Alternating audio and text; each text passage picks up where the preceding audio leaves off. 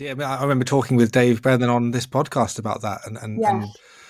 speaking even about the 19th century missionary movement, and just you think of William Carey, you think of those who Mm. brought the gospel to Nigeria and challenged the way that twins were dealt with when twins were left in clay pots to be pecked to death by animals in the forest. Does that not do something to you as a preacher if you're there preaching your gospel? So, there's this practice where we allow the twins that are born because they're cursed to be pecked to death live by animals in the forest. We just leave them there. Oh, okay, well, that's not a gospel issue. I guess I'll pray for the souls of those those babies, and we'll just keep, as long as I can convert you, and it doesn't really need to change the culture because that would be weird and social gospelly, so I won't get into that. Like the evangelicals who gave us the heritage of our evangelistic zeal that we still talk of as heroes, they had a very different view of how the gospel affects cultural transformation, and I think it's because of 19th and 20th century liberalism that became the social justice gospel that we ended up changing. The evangelicals decided we have to fight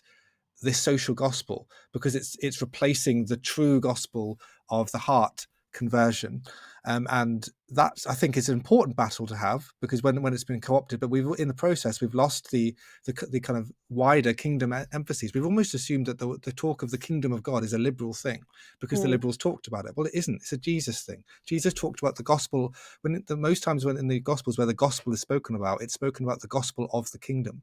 And so I think that's something that's really important to recover from a conservative evangelical perspective, the wider impact of it. And exactly as you say, like that's what the early church were doing, and things will change as a result of us preaching the gospel and applying it to the darkness of the day. The light goes into particular forms of darkness, and I think we've been unwilling to do that. We speak abstractly up in the air. We don't speak about the issues that are really being affected.